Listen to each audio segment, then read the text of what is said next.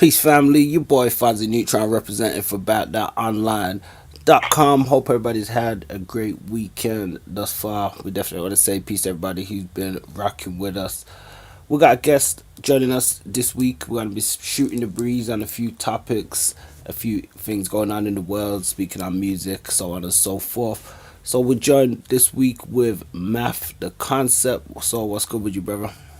I'm alright. Thank you for having me, Alfonso, and About That Online. Appreciate the opportunity. No doubt, man. We appreciate you coming in and just taking the time to chop it up with us. As I aforementioned, there's quite a few topics that we can delve into and discuss. Just looking at things that are going on in the world. We do this segment DOA Diary of a Thai Black Man, where we also look at things that affect the diaspora and the community also, so we can have a bit of an expansive powwow with yourself. I mean, to kind of start off, I guess give a bit of an introduction to yourself, where you hail from, so on and so forth. Okay, so well, I want to say thank you for giving me time on your platform, and I'll try and be as much as the aid to your listeners after the whole conversation when they hear everything. So, I'm Matt the Concept. I'm a music producer. I was born in the United Kingdom in a small city called Stoke-on-Trent. It's between the two biggest cities of Manchester and Birmingham. However, I didn't grow up in Stoke-on-Trent. I was blessed. God blessed me with the opportunity with my parents to have raised me in the Middle East in the Kingdom of Saudi Arabia in the 90s. I was born here and then I moved there. It was more so an educational move for my parents because at the time in the 90s and the 80s, a lot of things you had to experience. There wasn't really the internet. There was faxes and stuff like that. So for my father, who is a West African, Northern Nigerian, my mother, who is a Jamaican Brit, my father suggested to my mother, why not learn about Islam from the actual grounds rather than in the books. At the time, my mother was an educator in Staffordshire University. She was one of the only, if not the only, black teacher at that university at the time. My father did a master's degree graduate at the time, and they had met at university. So that's the background of what's cultivated me. I later then, growing up in Saudi Arabia, meeting many different people from different backgrounds due to the opportunities my parents had being who they were. I, oddly enough, got into music in the country of Saudi Arabia, the home of Islam, Mecca, Medina, and all that. That's actually where my music journey started. But it didn't stop at music, and it didn't really start at music. I feel like, or I detect that music has become a catalyst and medium towards, or in the aspects of connecting people, especially from different backgrounds. Because one thing about music is it's a sensory thing. So it's we all, alhamdulillah, for those that have no deficiencies, we all have ears, eyes, we all have our five senses, and music is one of them. And music is one of the many branches of culture. And to be a Westerner that grew up in the Middle East, in this is a very interesting term for those in the U.S. when they call New York the Mecca, or the Big Apple the Mecca. It's because a lot of people from different backgrounds all go to the Big Apple, New York. And I'm actually in Mecca, like so, you know what I mean. So I'm in the actual place, seeing all these different people from all around the world come to this one location, which isn't necessarily a financial one. Like being of African and of Caribbean background, a lot of people from my background take the journeys away from home so that they could bring back income and so on and so forth. Whereas when Saudi, a lot of the people that I saw from multiple backgrounds, Western or Third World, were not there for a financial reason. Some were, but a lot of them were not. A lot of that really made me a lot more adaptive to other people that were from different cultures, that were from different language spaces. Because the one identification that we all had is that we're not we're not here as Saudis because we're not Saudis. We're here because we all follow the lineage of what we see as the Abrahamic faith from all over the world. So my accent, even though I was born in Stoke-on-Trent, my accent is a mix of many different things, because most of the kids that I grew up with, like if you ever saw did you ever grow up on a cartoon in the States called Louis? There was like a little fat white kid called Louis, and he lived in a neighborhood with all these different kids. Oh yeah, we're familiar with Lou. Yeah, it was like that for me growing up in Saudi. And to be fair, I watched a lot of those shows because Saudi Channel 2 would put a lot of these cartoons on. We used to watch Hammerman, we used to like see Bear and Jamal, Louis, Pow Wow, all these other things. So we had a mix of different English-speaking cultures presented to us on television via also newspapers and all the movies that were there, because Saudi didn't really get colonized by the West. They had a friendship with the U.S., so they kind of just mirrored each other, having just different principles. One shrouded in, let's say, capitalism. The other one shrouded in, let's say, Islam and Quran and Sharia. Yeah, I mean that's quite interesting. I mean we'll pick up on some of I guess the music direction as you say that developed, but I want to stick sort of around I guess the area of Saudi Arabia. I know recently, even as per recording this, there was a huge boxing bout that took place there yesterday, I believe, with Tyson Fury, and it's been in the press quite recently because I think a lot of people feel as though there's been a huge bid for bringing like sports and things like that out to Saudi Arabia. We've seen WWE wrestling, I believe they have soccer and other sort of I guess like you say Western sort of elements of sports. Now some people do have an issue or have cited that they feel this is to sort of reflect human rights violations that have always been attributed from the West towards the Middle East. Now you mentioned growing up in there, just it being a place like New York where a lot of people go from different backgrounds and stuff and around the world. I mean, I've never been out there myself. I've been to New York, so I mean, what I would find in New York, I would definitely agree. But in New York, I know predominantly you're gonna have, multi-faith people. Is that the same in Saudi Arabia? Or is it just? I'd be under the impression it would be just, No, predominantly Muslims. Sorry. Let me continue. Add on to the question because I cut you off. Yeah, no. Yeah, I was just saying, having not been out there, we do know obviously it's an Islamic country, as you said, like the capital in a lot of ways. So, growing up out there in that aspect, I know you said there was Western influence. We know that there's a lot of business backwards or forwards, but in terms of the climate there, is it just predominantly or solely Muslims? And what was that experience like? Okay, so when you talk about the country Saudi Arabia, when you say a Muslim country, we're talking about the residents that are actually from there.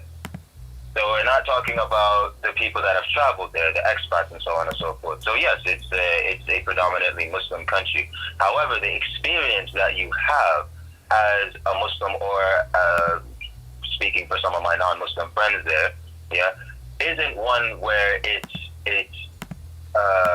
overbearing you to fit within the customs of Islam. It's more so telling you, please follow the laws of the country the same way, like in England, if you have if a man is holding a police officer's hat, he can get arrested for that.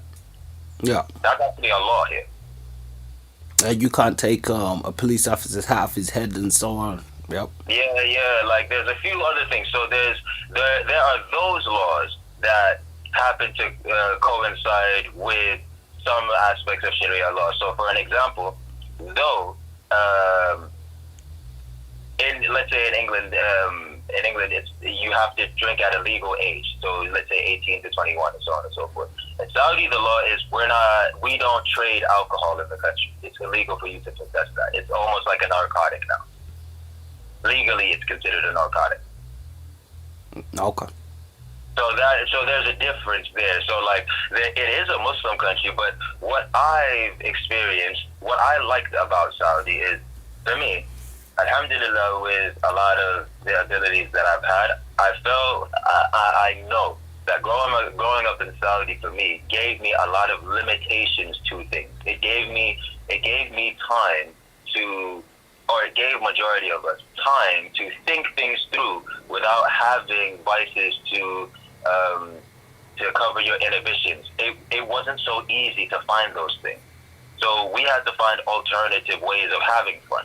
This is why, for me, when I realized now at my age, or for a while, the difference between my conduct and some people that have had access to vices at a very young age, they are easily inclined to go to a vice rather than handle a situation. This is not to say that everyone that has a vice doesn't handle a situation.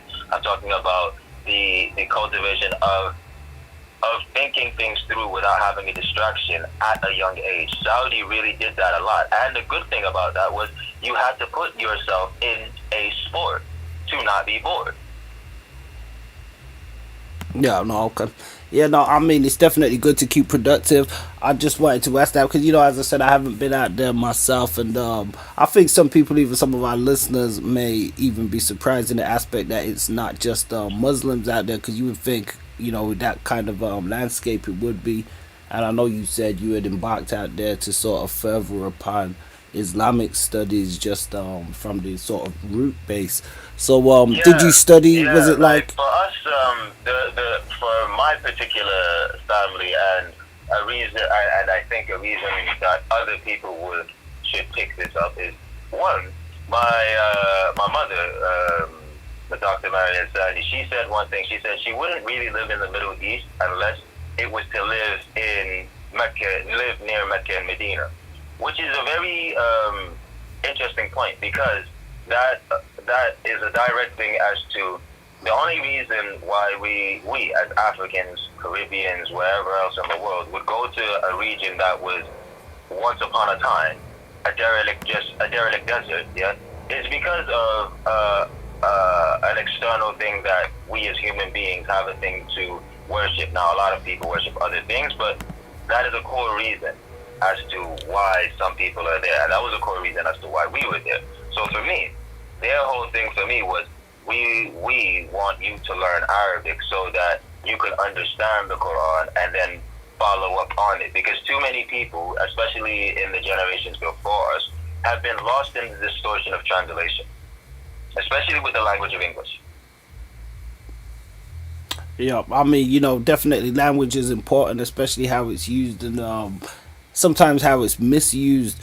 So we can see that, obviously being of that faith, it would make sense for you to, be well versed and knowledgeable in the language that it's presented in. I mean, one of the things, not to get slightly into a tangent when it comes to the area we now know as the Middle East, and obviously, as per recording this, we see a tremendous amount of tumultuous events happening out there right now.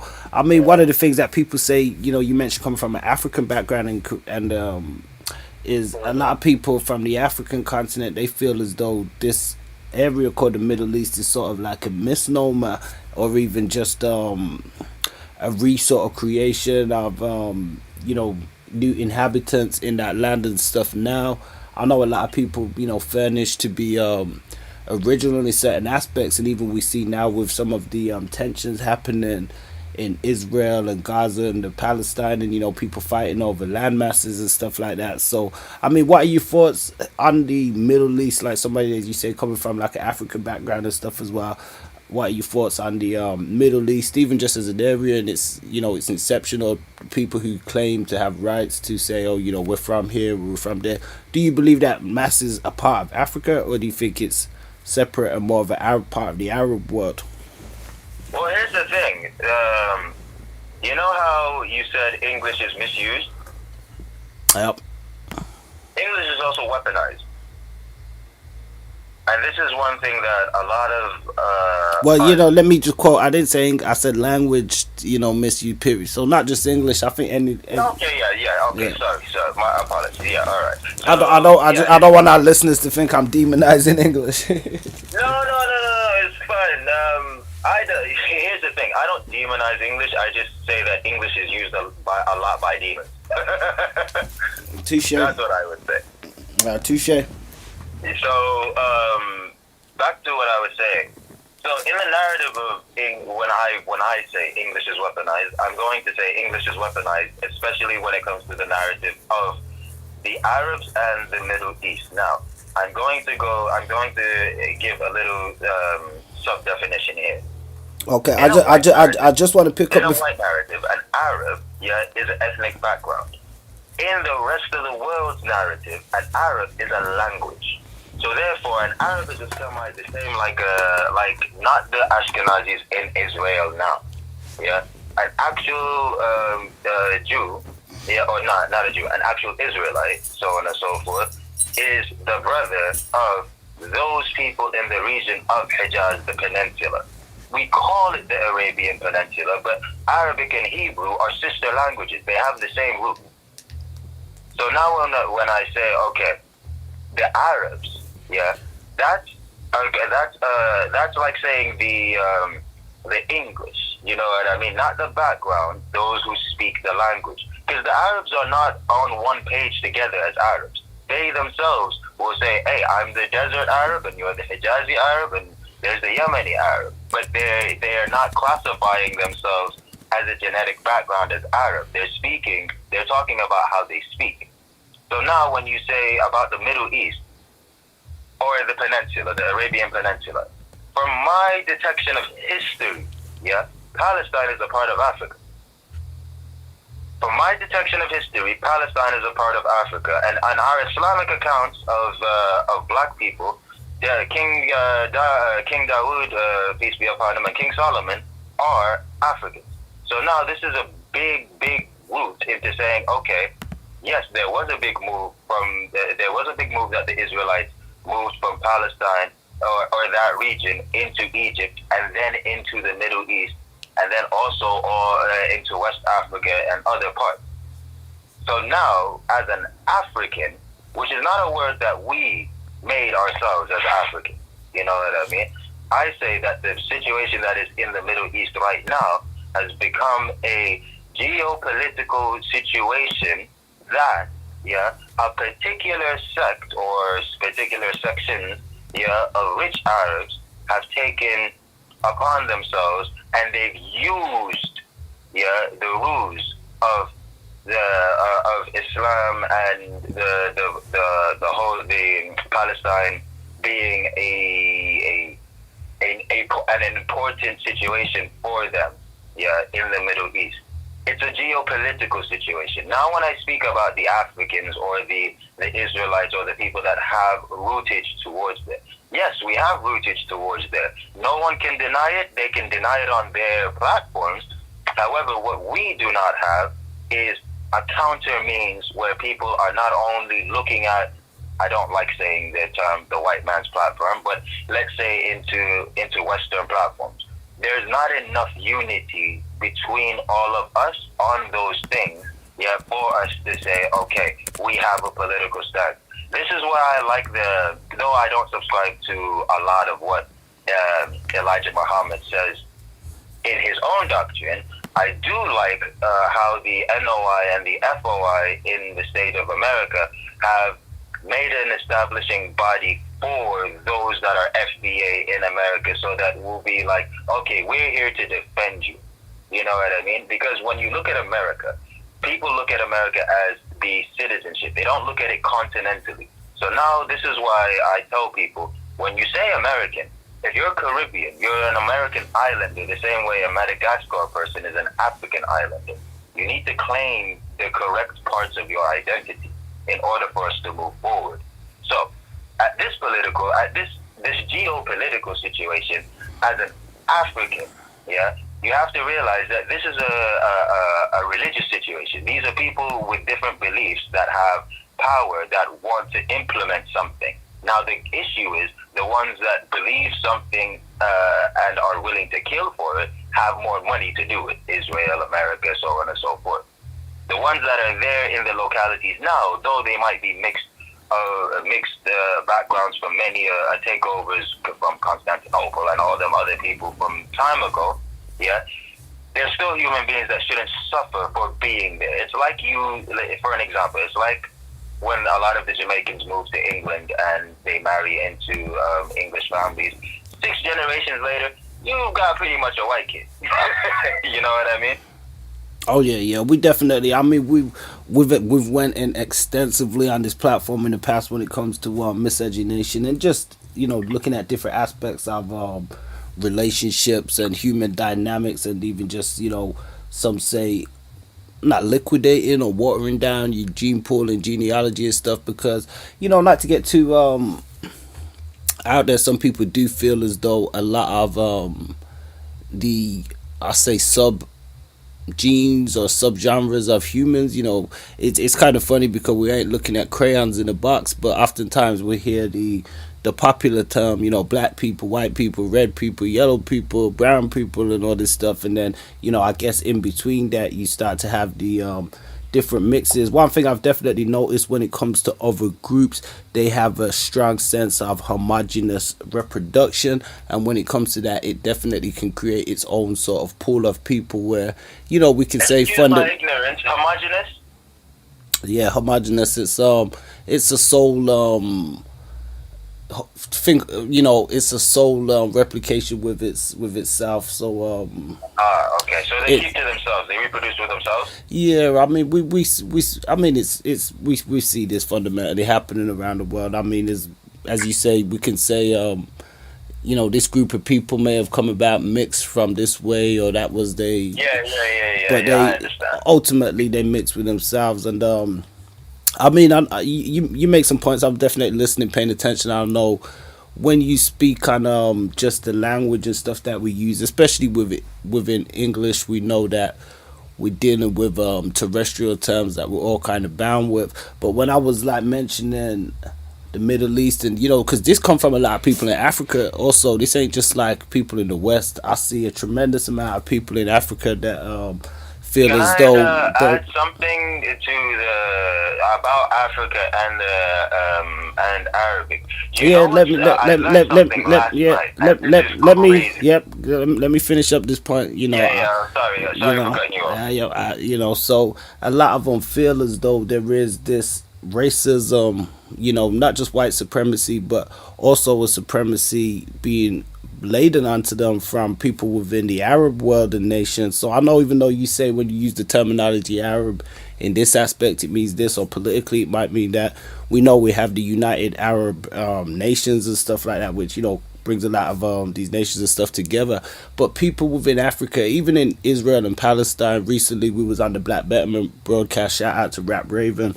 He did a tremendous show where he was looking at black people who currently live within both Palestine and Israel, and speaking on some of their experiences and how they're treated from local people just due to the color of their skin, just due to having a darker hue, or just being from what some would say is a different background, although some of them purportedly have the same religious faith and stuff. So it's an interesting one. Like I say, when we look at that area, as you said, it can be attributed to black Hebrews being there essentially, and so on and so forth. And not to get too much, I guess, into the political swing of what's happening out there, I just want to hear, I guess, from your experience, did you experience any of that kind of anti-black racism in your experience? Oh yes.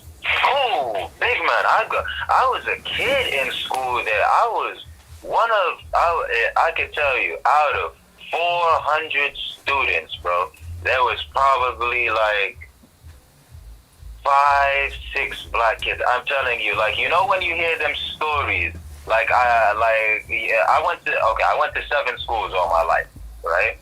And my first school, it wasn't that bad. My second school was a private school in Saudi Arabia, and it was the worst experience I'd ever had as a person. However, there was a lot with struggle comes ease. When I tell you about not having any, I don't blame my parents. I actually see the struggle that people went through at that time. My generation of youth, the 90, 91, 92, 90, we didn't have a lot of knowledge about black empowerment. So for us, when we're going to school, for an example, and everyone in the class is Arab or so on and so forth, you get picked on because of your color of your skin. However, what we had learned is, as being African, or what we would say black or so on and so forth, is that I know that I can hit you, but I'm not self-confident. I don't know how to love myself. So when this is a real experience for a lot of people. A lot of them, you grow up strong, yeah, but you don't grow up knowing how to love. Especially your own self, or those that are like you, if you got, depending on what kind of heart you have, or those that are like you, yeah, especially if everyone around you doesn't look like you, but is only liking you for aspects that they can use from you, but you think that they like you, but they're only using the fact that, hey, everyone else doesn't like you because you black. Like, no, for real, it gets deep. Like, the reason why I became the way I became today, yeah, is because there was so much. Like, for me, as blessed as I was so strong and so smart, but I just didn't know certain things. If I knew certain things, I'd have been a monster worse than I was, worse than I became. Nope. Yeah, no, I could concede that. You know, and it's you know, especially you think around the age and stuff you was out there, you know, that brings to the next point, because as you know, we know you would get into music and stuff. We know that you can't speak for everybody, but we do hear sometimes people within the community convert to Islam, and they say, you know, I'm done. I'm throwing my music out. I'm never listening to music again. It's haram. You know, I'm not entertaining any of that kind of stuff.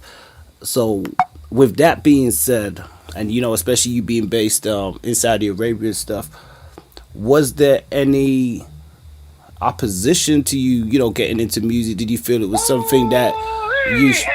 Yes, there was. Obviously, there was. I'll tell you this. Because I mean, as a black man, it could have been part of, you know, something you felt inherent to your culture. So I want to get your thoughts on that. See, I'll tell you this. In Saudi, yeah, there was a very how they formed the country, I would like to say, was an amazing way, because they didn't necessarily have to entertain people to kill people. That's how the West did things. Fund this, we'll entertain y'all, and then we're gonna go kill people. The Arabs, yeah, they had oil, so they skipped the whole mafia-esque aspect to handle resolutions, like they did with the boxing, like they did with casinos and all of that. They didn't need any of that. They already had the money. So for them, like what Mohammed bin Saud said recently, they're trying to make Saudi like Miami. But what do they mean? As in, it's a fun place. You see what I'm saying? So when we had entertainment, for an example, in Saudi Arabia, a good thing, not to make this any vulgar, a big reason why the porn industry in America and other places were big is because they were tax write-offs. You didn't need that in Saudi. Everything that they wanted in the Middle East was a genuine thing. There wasn't an aspect of criminality or carnality behind it to have it continue. It's a big reason why hip-hop has been really just, they've weaponized hip-hop. It's not what it was at least in the 2000s. You see what I'm saying? People don't even know what a backpack rapper is now. You know what I mean? So like in Saudi, there was entertainment. However, they didn't tell us as individuals, because they would have Saudi music, they would have other Arab-esque cultured music. They just frowned upon Western music, and there was a reason for that. It's because a lot of the things that they pushed, yeah, in the West to Westerners was poison. So that's why they prevented a lot of things happening there and then, because they didn't know, hey, are they going to push poison the same way they push poison over there? For an example, the drug trade and alcohol and other means of vices are acceptable in the West. Yeah, so that's why, what was it, Colt 45? Yeah, Colt 45 had a very, very big big branding aspect in America, as is Old English. However, and you can see how that has, and Ciroc and other things, has aided into black culture in Western black culture. Even it's bled off into England right now, where I live. So in Saudi, they wanted to have an aspect of control. So when we started music, we already knew that some people won't like it. Yeah, and I'd already met an artist. I met him in my last year of going to Saudi. He was one of the first artists to get famous in Saudi and then get arrested just for the spreading of his music. At the time when Bluetooth was a thing, this guy would go into malls, he'd just find whoever's Bluetooth was on and he'd send his tracks out, to the point where he got famous. He got very famous. This is in like 2003, 2004. Yeah, so people were getting arrested off of music. Okay. Yeah. So, and then here's another thing. Now, for me, I honestly believe that Allah was preserving me by having me live in Saudi Arabia, because for me, I had a lot of energy and I had a lot of strength. And you know, when you're young and you got a lot of testosterone, and also, alhamdulillah, I'm blessed to not be from a dumb background. So for me, living in Saudi, us watching the things that are in the West, us trying to implement certain things, there was already a level of understanding of what to go for. However, what we didn't understand is, for an example, like when we see some things glamorized in Black American culture, we don't realize how far or how deep certain things were placed upon that society. When I say, like, for an example, for us watching Kenan and Kel, yeah, we don't understand. From my perspective, I never saw Kenan speaking black and Kel speaking white. You know what I mean? I just saw them as they're speaking American. However, what all of us didn't realize behind all that entertainment is how bad Chicago is. You see what I'm saying? Yeah. I mean, you know, there was you mentioned Kid. I always thought Cal was a goof.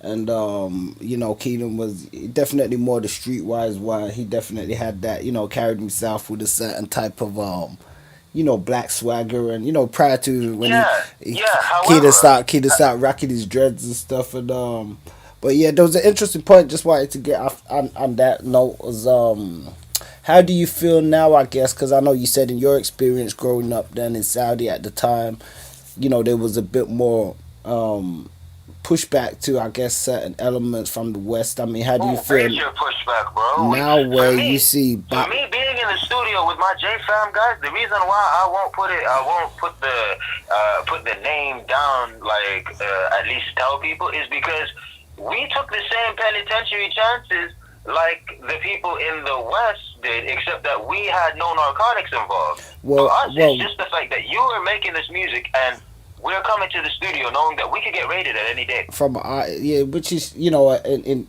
a suppression of art in a sense. But I mean, like nowadays, where you see, I guess they're making more of a play, because as you said, for it to be a place of fun, you see like boxing, you see like WWE wrestling, things that people could have a problem with and say, well, that's promoting violence, or that's promoting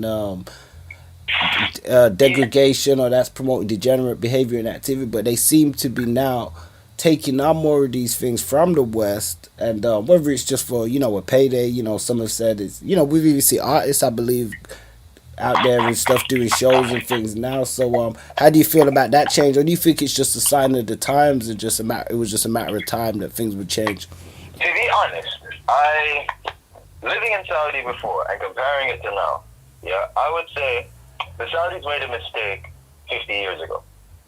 Now, that mistake was, and when I say a mistake, I don't mean it harshly. I mean, they made a mistake with good intention. Okay? So, what had happened was, when they formed the country, like you hear a lot of people talk about Wahhabism and all of that, so on and so forth. I'm going to say, these are people that tried, to have a geopolitical presence while still keeping true to themselves in a world that was bigger than them. So therefore, when they made the country, they just threw money at everyone else and said, build this country, and we follow Islam. And we follow it to the point whereby if you want to be here, we're going to be a bit strict about it. Now, here's the thing. I believe that at the time and today, they've realized where they could have gone right and where they could have gone wrong. Because there's been a change in how the peninsula conducted themselves pre their geopolitical presence and post it. Now, pre its geopolitical presence, women had more rights than, let's say, women in the West have today. In its geopolitical presence, yeah, it had to have its stance as, we don't call, in Saudi, my whole life, you know how in America they pledge allegiance to the flag? In Saudi Arabia, you know what they call the king or the king of the country? They don't call him just the king. They call him the custodian of the two holy mosques. So there's a difference there when you're presenting a world leader, one of the richest world leaders, as the custodian of the two holy mosques. This is important to them. So for them, they tried their best in their way to say, hey, we're trying to preserve what our land and essence is because we don't want it to turn into, for an example, how they turned Egypt into a tourism area. We don't want it to turn into what they turn the Vatican into. It's a tourism thing. This is not a tourism thing. However, I feel like paranoia made them act in a type of way that was detrimental for a couple of years. And I feel that, and I detect that they've realized that. However, the Saudi society themselves, I'm talking about the individuals, are still new to these aspects. Because for me, being there in the 90s, doing what I'm doing, that was new then. And then for that short change from the 90s to the 2010s, to them having DJ parties and all that, without actually having the experience of being in the West, is new for them. And right now, some of the Saudi society are actually seeing like, okay, this was cool, but I've never actually seen the full realities of it or how people act in these situations. Like, when we go to the club here, we know how people act when they're drunk and inebriated or so on and so forth. You're dealing with people that have never been to a club at all. So now you're obviously going to have new means of conduct with people that have never left their country, but now you've given them Western things. However, I don't think that's the biggest problem that is with Saudi now. I think the biggest problem that Saudi has is a geopolitical one. With it being the custodian of the two holy mosques and so on and so forth, I feel like recognizing Israel as a state is a detriment to that name. Rather, I feel like, listen, Nicki Minaj and all of them people can come.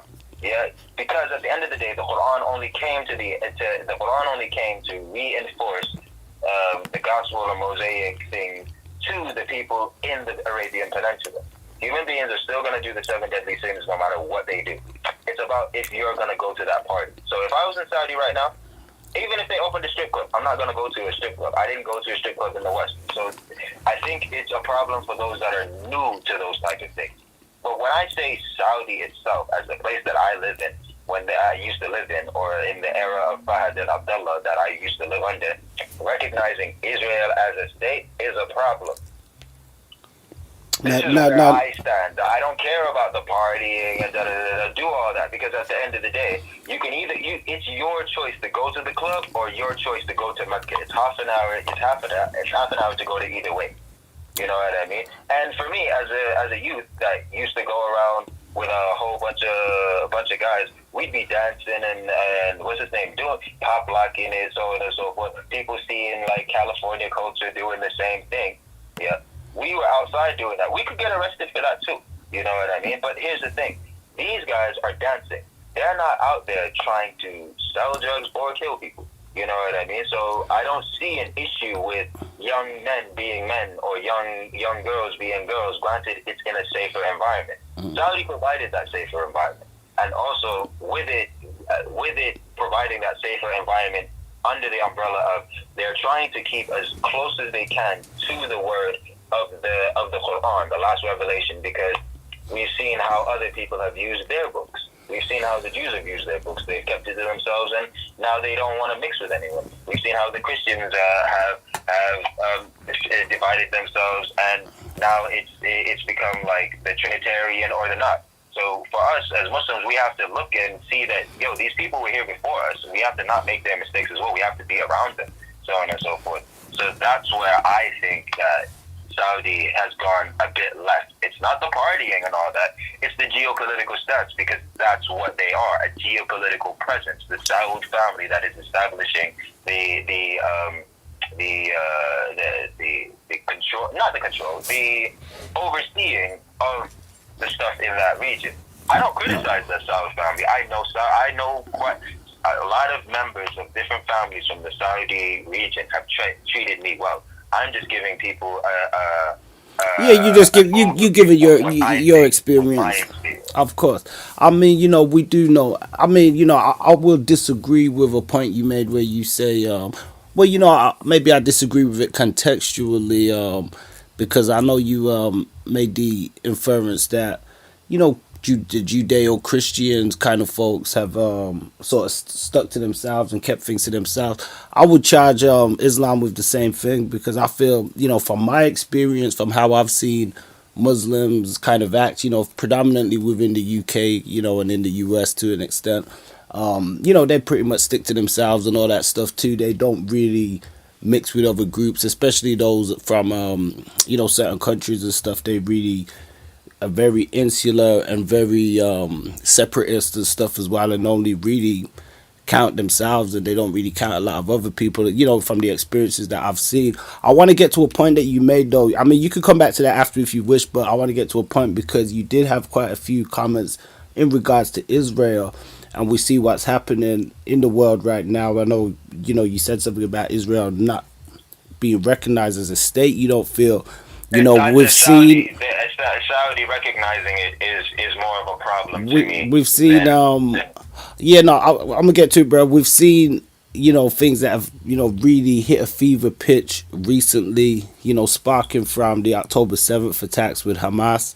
And, that I do want to say, obviously, we condemn any kind of violence to anybody. We're not taking any sides of any groups, so we've seen a whole lot of backwards and forwards, and we're talking about displaced peoples, and people have said obviously there was stuff that happened prior to that, and but that has been like the recent axiom to what we've seen going forward. Now many people feel as though there is, off the back of this, a lot of and we got to tread carefully with this, a lot of spikes in anti-Semitism, a lot of spikes in people showing more of an offensive towards the Jews. So I just wanted to get to that point that you made when you said about you don't feel Israel should be identified as and a Semite are two different things.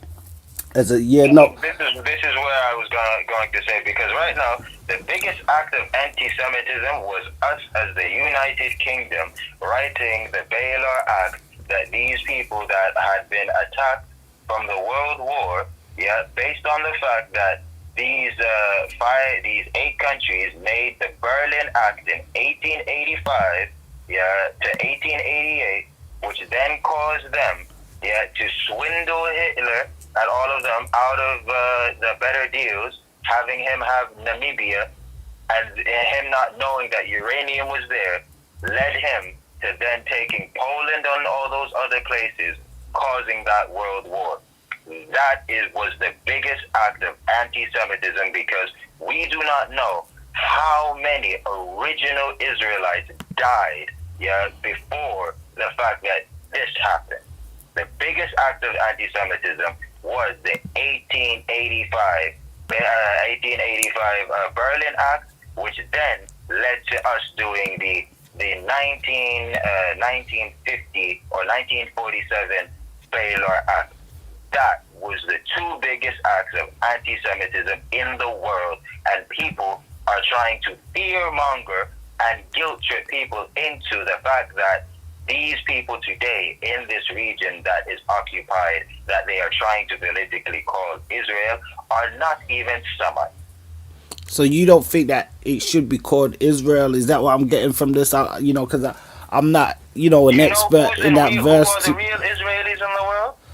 I mean, I've seen a lot of I've seen a lot of different pantheon stories going into that. I watched one recently as well. They say, which I've heard them break it down in the past: Isis, Ra, El, 3 deities in one, in a sense, and just the combination of even that. But I don't really like to get hung up too much on the terminologies, but just the I guess the Okay. Okay. Rather than the terminologies, if Arabic and Hebrew are sister languages, that means they have the same parent.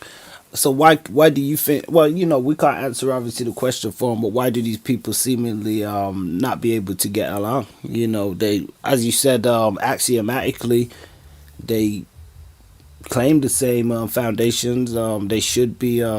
And we're not going to go too much into a tangent on this because obviously we cannot speak for other individuals and we cannot speak for religions and stuff. But you'd think a lot of people say every religion purports to be love thy neighbor and you gotta respect other people's understanding. But in the modern world, sadly, people would charge a lot of the crimes and the hatred that we see off the back of like religions and stuff sometimes as well. But why do you think that is then? Because as you said, if these people are following the same sort of route or claiming the same Abrahamic sort of route, you would think there would be some kind of some balance. And we know it's not like that for everybody. We have seen recent protests across the UK and US, also with multi-faith or multi-groups of people coming out and showing their solidarity for and against different things. And we do know that there is a lot of It lets me feel happy that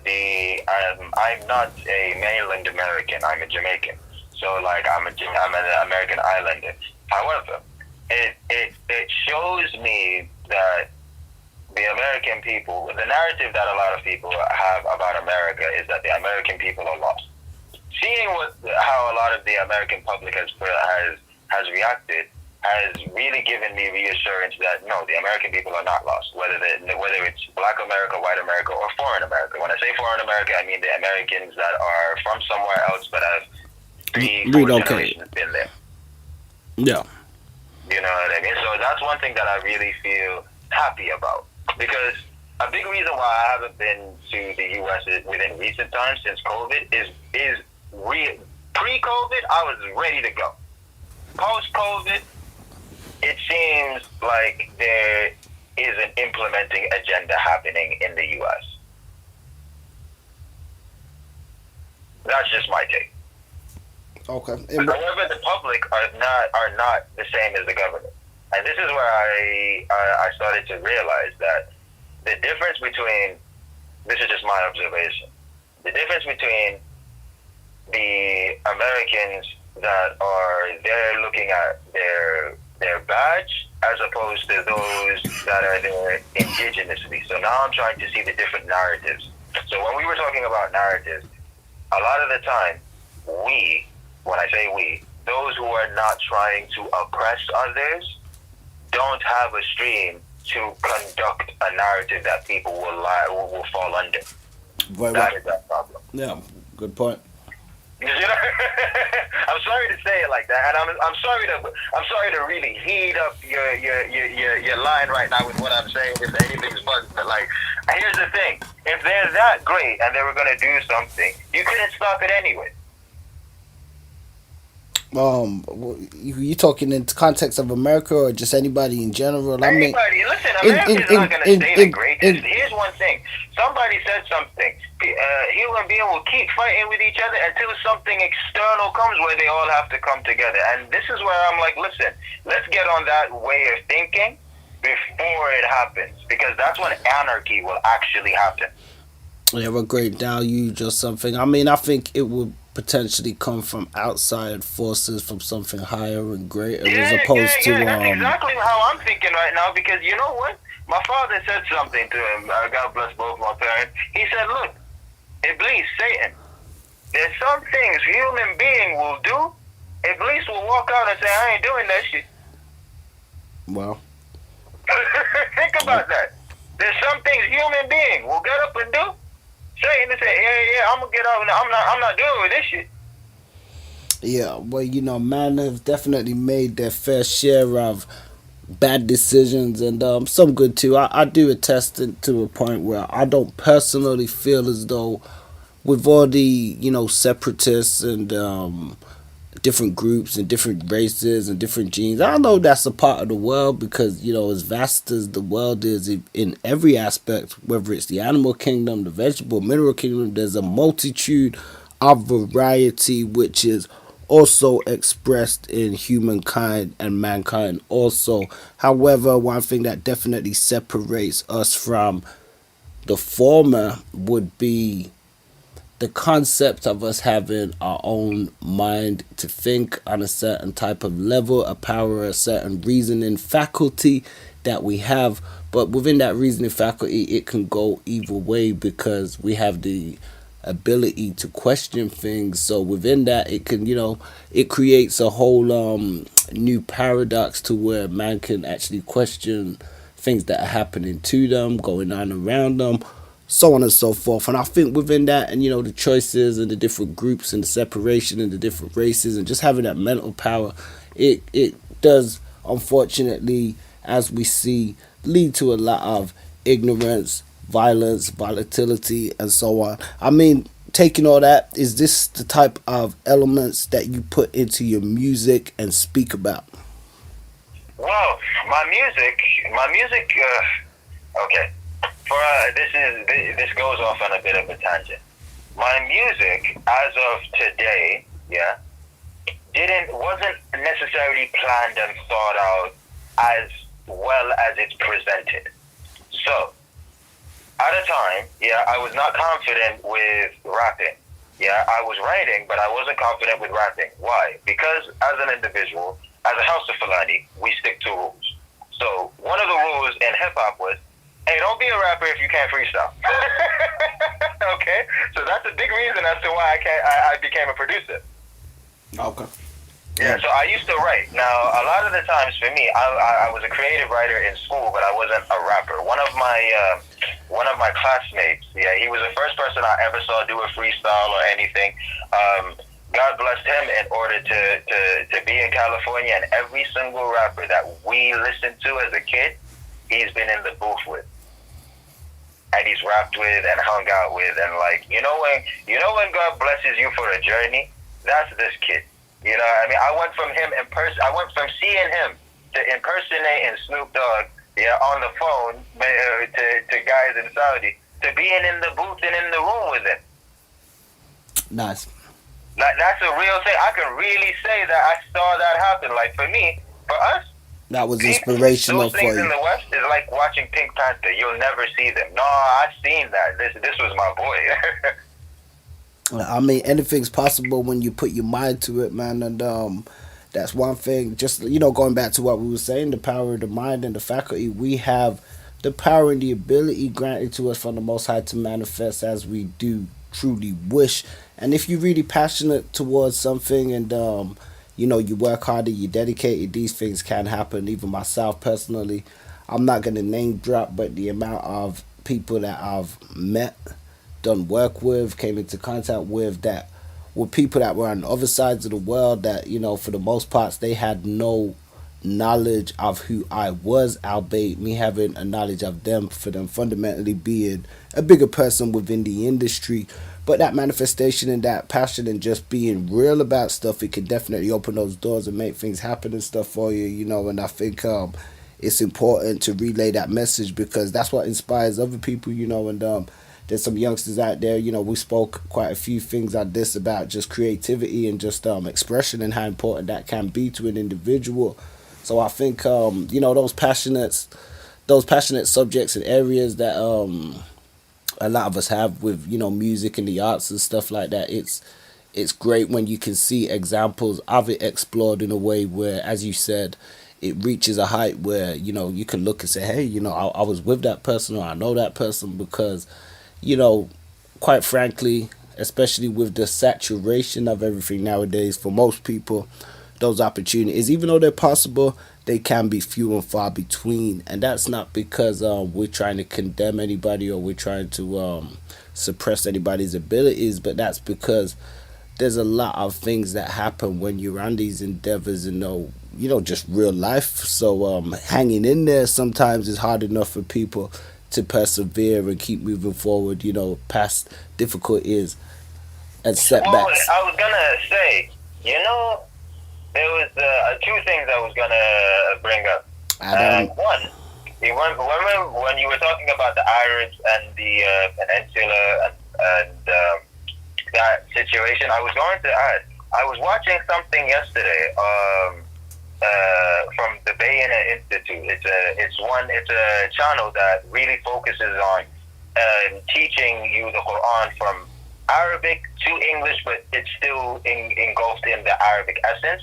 And he said that the Arabic language, there is rootage in it having origins in the hieroglyphs of Egypt. And there was a note that two sheikhs said. They said every chapter in the Quran that mentions Moses has a letter that's the letter Ta, and the letter Ta looks like a snake. Yeah, that's in a circle with a tail extended out like one of the hieroglyphs. And he said that was a point. And this is where it's like, I believe that was the great snake Apep. Here's what I'm trying to allude to people. Islam and these Abrahamic faiths have been presented to us in the wrong way. The same way they've given us the wrong narratives of history, we've all got the wrong version of something. Now, I'm not saying everything is wrong. I'm saying generationally, each generation gave us their point and their view of understanding, and we had different versions of people forcing those kinds of ways based on insecurity. Oh yeah, I mean definitely. I think we still get a lot of that to this day, and I mean it's and we will get it. Well, that's why I said it's a part. That's where me and you have to have these conversations from different backgrounds and get to a conclusion where other human beings, whether from the same or different background. Well, it coincides with the human condition, and as you said, rightly so. There have been things. I can get into some of it. History or scholarship or theology, and different things, and I don't claim to be an expert on some of these things. Now, I have heard in some studies that some fundamental stuff was retrieved from Egypt and old Egyptology texts and stuff, and so we know. I mean, the history of this world is quite vast, and in terms of understanding, sometimes things have been relayed to different people in different ways and different groups. I'm a huge fan of the philosopher and mathematician, also a great logician in his own right, Bertrand Russell. And when Bertrand was alive, he said the history of wars. I'm not aware of this person. Let me get a pen and paper so I can write his name down so I can find it. Excuse my ignorance. One sec. What's his name again? Bertrand Russell. We seem to have lost connection, guys. I mean, let's see if he calls back. Okay, bear with us, guys. Hello? I don't know what happened there. Yeah, no, I just had, you said you was going to get a pen and then it just disconnected.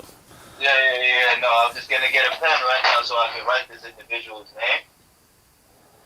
Okay, yeah, Bertrand Russell. I mean, definitely, I'd encourage you to check out some of his philosophy and stuff. And he was very opposed to a lot of things that was happening in the world in his time, but he wrote about things in an analytical point of view, just looking at how things can be taught as opposed to how things are taught to us. Even in the time now where we're looking at the wars, and the quote I was going to quote from him where he said the history of wars should be a small part of what is taught. History should be taught as the history of the rise of civilizations and not as the history of this nation or that nation, so I second that. I don't know this man, but I agree with that statement. Yeah, I definitely agree, and I would just brought it up because it kind of coincide with, I feel, the point you was making and stuff. Just in terms of how we'd be on this quest to, we're all trying to seek and gain, knowledge and information. There's one thing that the same man that said that every chapter in the Quran that mentions Moses has this that starts with the letter Tha or has Tha in it. I was gonna say this: human being needs to realize, irregardless of religion and doctrine or ritual, yeah, is that his relationship with his Creator started before his birth, started before the existence of Adam on earth, and started before his existence, before the existence of planet Earth. Like his existence, his presence, his oneness with his Creator has been there since the second his Creator made his soul with him. So this is one thing that people that nowadays in modern day society, they care about falling into doctrines rather than falling into holidity with themselves.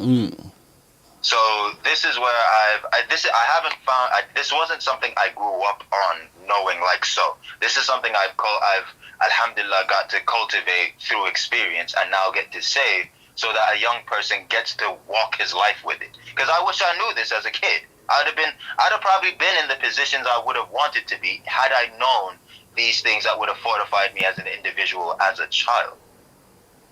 Yeah, it's like that saying. They say, "If only I had known now what I know now. If only I had known then what I know now." Yeah. Yeah. To that. But here's the thing: you know how to not be a hater is teach a person now what he doesn't have to learn later. Yep. I mean, definitely, wisdom has got to be spread. And I do feel as though with some people, they have different, I don't want to say levels or different frequencies, some say different levels of consciousness. I do believe everyone has the same yield of potential to, in different degrees and elements. But when we look at that, it's sort of like, especially in life, I was having this conversation with a friend of mine, and his nephew had passed away, and we're just conceptualizing and speaking on the concept of death and certain. My condolences to that man and his family. Yeah, definitely condolences. T. Judah will pass that on, and I know he'll listen at some point. And was he a young kid? I believe he was fairly young. I mean, he wasn't, he was middle aged. He wasn't like an old person, and I mean that was one of the in Islam, they say anyone who dies under the age of 40 is a tragedy. I mean, this is one of the reasons we got into this conversation, because what me and him, because we're looking at it and we're saying, just like you had made the suggestion of the existence of creation. So that's where we started going from that into the roots of creation, because I know a lot of people in this world, and I mean it with all, due respect. As much as I don't agree with certain things from a lot of pantheons, I won't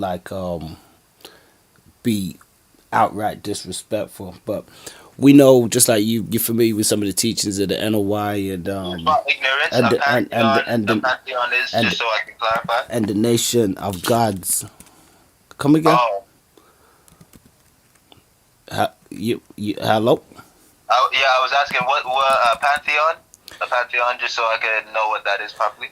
Excuse my ignorance. Yeah, no, we're gonna have to get you a dictionary and start clearing some of these words, which is very important, because L. Ron Hubbard, he taught that when we do read things or we do go through stuff, it is good practice for us to have like a dictionary on hand to clear. This is why I ask what the word is if I don't know what it is. Yeah, no, that's. I don't want the person to feel that they're giving me the whole thing when they're not, and I want to give them the respect of, hey, I didn't get what you said. Please tell me what that is. Yeah, no, a pantheon. So as I was saying, LRH, just a little plug for LRH, and he did suggest that, which is a good practice. But anyway, when we're talking something like a pantheon, it is just an example of something that is collective, but of a particular type of collection. So if we're talking like a pantheon religiously, then we're talking like a set of religions, a set of mythology, a set of gods, a set of tradition and stuff. So we're talking the whole the whole panoply. It's not just a the singular aspect. No, well, good, but I've kind of my point being, I've even mentioned it because, as I said, we was just looking at creation, and then we say, okay, well, some people believe in a mystery God where it's okay, people die, they go to heaven, and they, somebody dies at 6 years old. What happens to them? Do they go as a 6-year-old? Somebody dies at 30-year-old. Do they go as a 30-year-old? Somebody dies at 90 years old. Do they go as a 90-year-old? Do they, metamorphosize to some kind of form in between? Because as you just said, or even suggested in the Islamic sect, then from that teaching, that you would say it's a tragedy if somebody dies young. So if somebody dies young, some may look at it like that, and some may look at it, oh, well, they've gone to heaven, and they're going to be, I don't know if they feel they're going to be at that age or grow for that age. Now, I mention all of that because it's similar to what you said, just in terms of the real roots and sources of creation in that aspect where it's eternal, and it can't really be all the way justified sometimes by our human thinking, because it's something that kind of supersedes the humanity as we know it on this physical plane. So it's sort of like, as you said, that creation spark or element, you were sort of driving that, did exist prior to you even taking this body here, and will exist afterwards. So the body here, as I was sort of alluding to, is somewhat of a shallower vehicle. So it can be hard sometimes to discern that, because you can look at somebody who's of a certain age, as I was saying, and feel, oh, well, but that's their body is at this certain age. Once they die. As a kid, it was hard for me to discern certain things, though my belief was there in the one creator. However, talking to me about third dimension, fifth dimension, I'd be like, "What the hell are you talking about?" Oh, of course. Now as an adult, I understand. Well, that's why they say in the scripture, man. They say in the Bible, milk for babes and meat for strong men, because at the end of the day, as I said, we still bound and encased in these human bodies, and at the end of the day, it doesn't matter. Like, you could have lived, whether you believe that or not, 50,000 lifetimes before and have been at an exalted level, but once you enter back into this realm as a child, you still have to go through some of those same processes. Where we haven't seen that miracle child that comes out and knows everything. So I really like what you just said there. It just made the cogs in my head just start moving. Yeah, I like what you said there.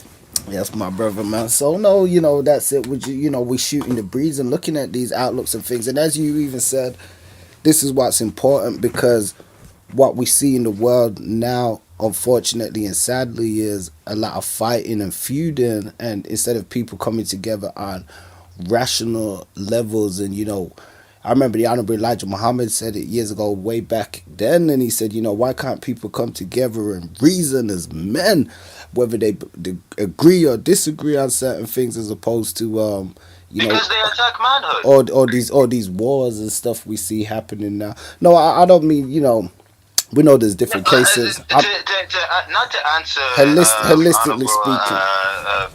Was it did you say Farrakhan or Elijah Muhammad? Yeah, Elijah. Okay, so though I disagree with some of his teachings, he did teach something, so I will give him his respect. He's, what's his name? It's because there is an active attack on manhood on every level. There's an attack on manhood. Speak on that. That is why these, right, there was a lady I was watching, she was speaking on Streets TV, the brother's name's also Alfonso, and what she said is, brothers are falling into the curses of Cain. She was speaking about the brothers in California that are in situations of gangs and so on and so forth. She said brothers are falling into the curses of Cain. And now you have to realize the enemy probably knows our books better than we do. And we have to remember, when they've given you the narrative that you are not even a Semite, you're black, yeah, or you're not even an Israelite, you're not one of the 12 tribes. Well, all of these, as a Muslim, we are taught, even though people would say that if Islam is an Arab's religion, well, then Allah told the Arabs, go look at what all of these black guys were doing, because I blessed them. Yeah, and they kept killing each other. They kept doing all this stuff to each other. And now here's the thing. That was us before doing it to ourselves. We have an external enemy right now that is making sure that we don't know the narrative properly.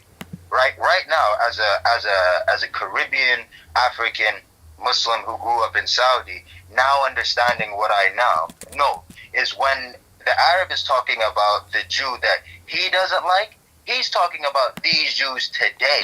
Yeah. When I look at the book and when Allah says, do not be like the Jews or do not be like Pharaoh, he's telling me, do not be like these black folk that are blessed but turned it bad.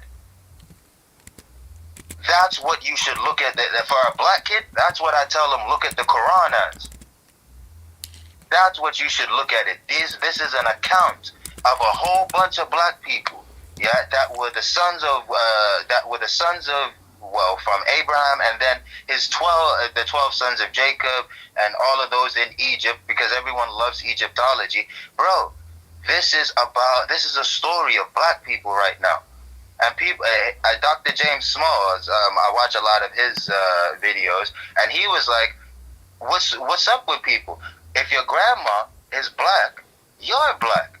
And they were saying that the Prophet Muhammad, peace be upon him, his grandmother was black. So even if he was Arab and it wasn't necessarily the same lineage that came from Abraham, he's one of both. That's interesting. I mean, I've never heard that teaching. I have heard some people infer, towards race. I'd say, he was a black man, or some say he wasn't a black man. Some say he was a white man. I've heard even the nation say, he was a white man. So, and then I've heard, some people say different. But I know, we don't really. I'm gonna be honest, even myself. I definitely take a very what some would call pro-black stance, but I'm not against any other individual, group or collective.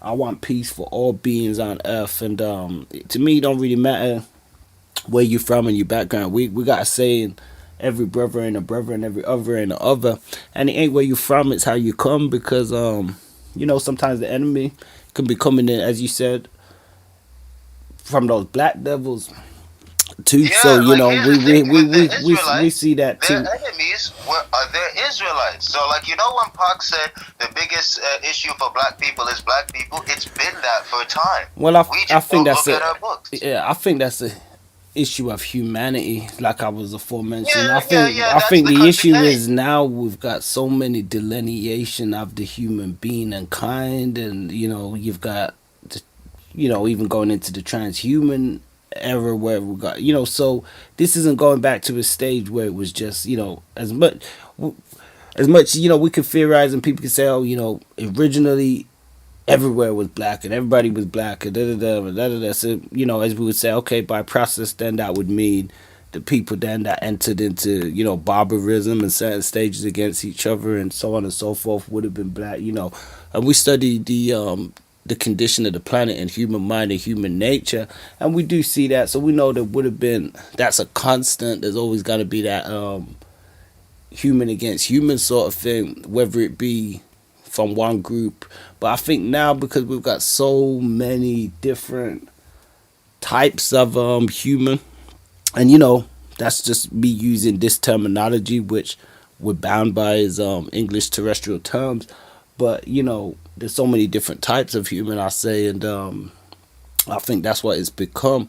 So we're dealing with so much separation in that aspect where these micro groups, so to speak, and I use that term loosely because some of them aren't micro in the amount of people that they have in their collective, but these things have some application, I think, now with what we see. So a lot of those issues, as you said, have gone from it being, in some cases just committed from one group amongst each other to, now one group amongst this group and this group amongst that group. And ultimately, there ain't much different between them. It's like some people in the diaspora, when they see what's happening even in Israel and Palestine and those places now, and they just see white folk regardless, or they see Eurasians or European Asian type people. They, that's what they see, and they see them as all the same in that aspect. And, some may say as a human race we're all the same. There's only one race. The human race is a great quote that a lot of people often. May I say something? Yeah. I'm just wondering that they often. I wanted to say thank you. May God bless you, because you said something that, remember in our last conversation, I said we live in the times of idolatry, and now the idol is your passport. No, I changed that. We live in the days of idolatry, and the idol is your ideology. Very interesting. Yeah.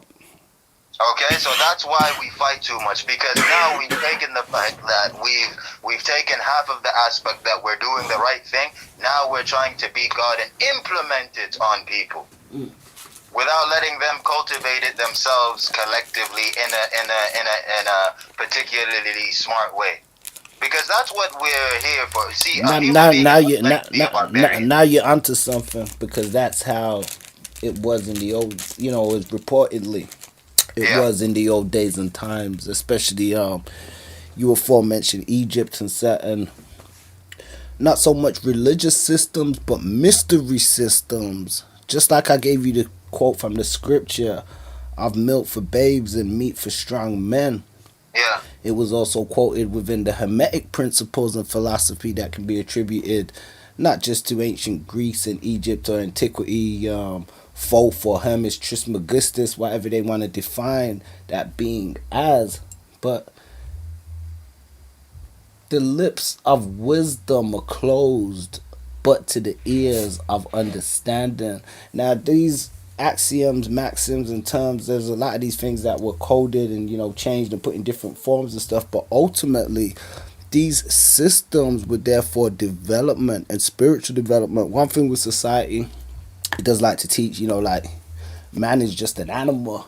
Well, we know that is not a fact. We know that is a European narrative from certain doctrines. I don't think every narrative around the world has that consensus. I know. I'm using it to illustrate a point where we know that is not. Sorry, my apologies. That is not the case. So we know we're dealing with the spiritual being, a spiritual element and aspect. So as I was saying, these systems prior, as you quite made a good point in reference to, were designed for that progressive development to bring you down the line, where you would get, as you developed, you would get more information.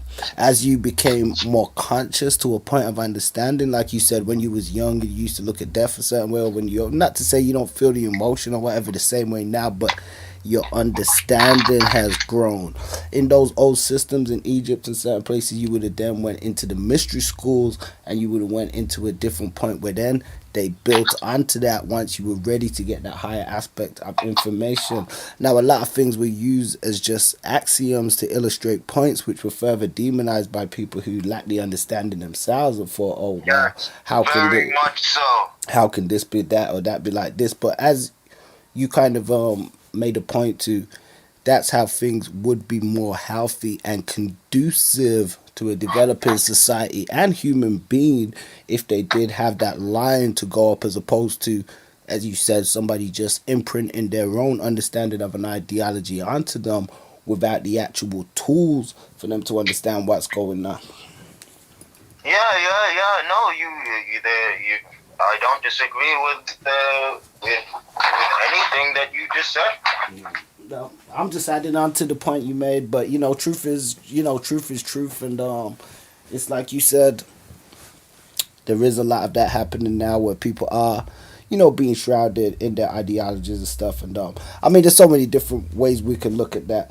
I mean, I just want to, before we wind down, get back to some music. I know you've got some music projects and stuff out now. Is there anything that we can expect from you in the near future? Well, inshallah, yes. I mean, right now, it's been a long time. It's been a long time coming. My first project was 2011, and I want to say thank you to everyone that was on About That Online who listened to the project. It was my first project. A lot of the people that were around are doing their own thing now, and I would say it's my best project. It was one of my best projects, and I think it is my best project. So thank you. Hearing the comment of having Arabic sounds was amazing. I wasn't going for it, but thank you. Do you know Well, what I we mean? got to thank just that to cut you. We got to thank Mixer Reviews for that. He our lead analyst and writer over at BoutDatOnline.com. So definitely big up to Mixer. Big up yourself every time, man. Thank you, much appreciated, much appreciated. Hopefully he gets to review some bigger artists and get noticed for it as well. Oh yeah, 100%. I mean, to be honest, you could check out. He has reviewed a plethora of artists, small and big, consistent with it as well. and he has had a lot of feedback, some good, some bad. Because as you can anticipate, not all It's his artists. own take. No Well, one can critique him on his own take. It's his own take. you mentioned big artists. I'm not gonna put nobody's names on blast, but we have had some that have taken exception to some reviews and stuff also. So yeah, they have been received. And the thing is, in this day and time, to be honest, More success to you and that man. I always say people want to if you're writing about somebody, they got to check it out a lot of the times. Especially a lot of artists, I think people have the misconception that some of these artists, because they have huge platforms in some cases, or followings, or notoriety in that aspect, that they're not checking out for smaller things, but they do, especially if it's pertaining to themselves. Most of them are quite egocentric. Everyone has insecurities, no matter how big you are. They're human beings, bro. Human beings. Yeah, true. So about projects, yes. I do have a couple of projects that inshallah will come out. There are some projects that I've written or I have planned out years before I was as good as I am a producer. There's some beats that I've made templates to back in like 2010 that I'm like, okay, I'm ready to jump on this now, and so on. So what my main focus is right now is trying to elevate my brand a bit more. I've been a bit selfish, yeah, but I've been the wrong kind of selfish. So before, it was more so just for me being with the group that I was with, and then I left the group for a period of time because industry stuff happens, politics, different companies wanting to just use your name but not give you the same credit. And for me, I felt like, I would admit, I came from an aspect of wanting to be in the streets. However, in Saudi, it didn't allow it to be so. So that energy was still there. So I'm still a bit of a feisty kid, yeah, or a feisty teenager, or just a feisty young man. So I wasn't ready to stand for certain things some of the homies would, just to get further industry-wise. Though they did get their success. So I left the band, but not the group, if that makes sense. Yeah, no, totally, man. And one thing we definitely respect is artists, and not just artists, individuals who are willing to stand on their own laurels and principles, especially in a world of entertainment where we know sometimes you can get a lot further if you do march to the beat of somebody else's drum. So one thing, we definitely salute you for marching to the beat of your own drum. Yeah, and you know what? As though I even left, I don't think, I would have had the same energy without having been around them as well. This is why, for me, for them, I don't know what happened between some of the homies when I wasn't there. They don't champion the group as much. For me, in absence, I champion the group, but let's just say amongst the group, I'm the pushy one. Do you know what I mean? Yeah. So everyone's got different angles of how they represented the group, and a lot of us were rubbed the wrong way by us looking at each other. Let's just say, to go back to some of the points we were saying, a lot of us are the keys to the other person. Yeah, and sometimes the other person doesn't know you're the key to them, and sometimes the other person knows you're the key that helps them and you're not aware of it.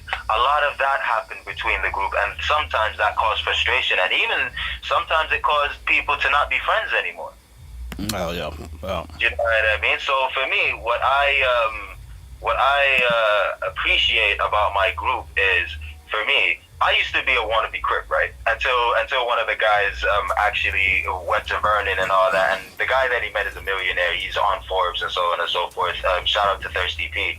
Yeah, so we were just running around. You know, boys will be boys. Do you know what I mean? J-Fam, when I joined the fam, it really, you know what instinctively came to my head? I had a conversation with one of the guys. He's a businessman now. He said, "Esbati, do you remember how we made the whole thing?" I said, "How?" He said, "You know, we called a meeting, right?" I said, "We called a meeting." He said, "Yeah." And I'm 13 at this time, and I had people in their 20s. So I joined J-Fam at 16. As soon as I joined J-Fam, I say, "Hey, you gotta hide all that street shit, because how are people gonna like you if you're a thug?" That's exactly, no, for me, I told you, like, if I'm in your corner, I'm in your corner, bro. I was influenced. You know what I mean? So if I'm in your corner, I'm in your corner type thing. Yeah. So for me, that was the weaning out of all of that thuggery, being with J-Fam. Yeah. So for me, I was like, all right, I'm not as tough as Tukey, and I'm not going to just hit nobody for no reason, so on and so forth. I'm just going to try and collect a bunch of black people, and we gonna wear blue, and if somebody racist tries us, we're going to do something. But if not, we're just cool. You know what I mean? This is my warped mind of thuggery from what we're seeing. And I have to be honest with myself, because this is a part of the story, and you've given me a platform. Do you know what I mean? So when I joined J-Fam, I was more so, okay, what can I do, that is productive to the group? Because before, I was unproductive. You know what I mean? Though I wanted to be a part of a group. Growing up in the 90s, it's a community-based culture back in the 90s and 80s and so on and so forth. So for me, I was always creatively writing. But to be honest, J-Fam, being 16 amongst a bunch of these other men, I'm the youngest in the group. The oldest in the group is 30. You know what I mean? So going from a situation that was semi-street to this situation where it's like, no, you gotta actually put your weight together. I said, I can't just be a guy who writes bars and raps. I gotta do something more. And that's why I became a producer. Yeah, so for me, I have to give those guys that credit, even though the group isn't together and so on and so forth. I would say, especially for my mother and so on and so forth, J-Fam kept me off the streets because I wanted to do something productive. I was trying to find myself, you know what I mean? Now, being the 32-year-old that I am, I've kept a whole bunch of people off the streets being in music, even if it's just one time. I've had guys come to me who was like, yeah, Maff, this guy was doing something. I'm talking about in England. Yeah, these are thugs. These are actual people that are let's just say, you don't want to be on the wrong side of them, but they come to me, yeah, and they show me respect, and it's almost like, you know, when you go to the altar and you confess, it's like they come and confess to me. I'm like, I'm no one to confess to, but I understand their energy, and I really like the fact that I was in Saudi and I was able to cultivate this passion for music and this passion for the culture that the FBA's made and other people had made. Yeah, and I'm able to be a medium to some youth that are not just in England and other places as well, because I don't go to them with a judgmental spirit, because I look at them and feel like I could have been them if I was in their situation, but I was blessed to be all the way in Africa / the Arabian Peninsula. You know what I mean? So for me, I've had the experience of having real gang members take shahada on the street and in jail when I walk the prison time. So for me, I have to be real with my situation and say, first off, I want to thank God for my existence, and then thank God for my parents and the cultivation of them saying, if you know how to do something, or if someone does something good for you, do good to them. So that is really my basis of my character. That is what both my parents, let's say if they never disagree, if they disagreed on everything in the world together, that is one thing those two agreed on. Nice. Well, we appreciate that, and definitely peace to moms and pops, and salute. Thank you. Much appreciated. Yep. I mean, we definitely got to have you back on because, you know, there's endless amount of conversation that we can have, you know, especially in terms of building. We're slightly running I'd out love of to be time. back. You all are some very, very intelligent people. I'd love to be around people that make me bring the best out of myself and make me get to a higher level, because I honestly believe that I need to, with what I know now, all I know is that I need to know more. And this thing infinite. Hopefully, you know, we'll see. We maybe get you on a panel one of the days with T Judah and stuff. Where can folks find you on social media before we wind out? Okay, on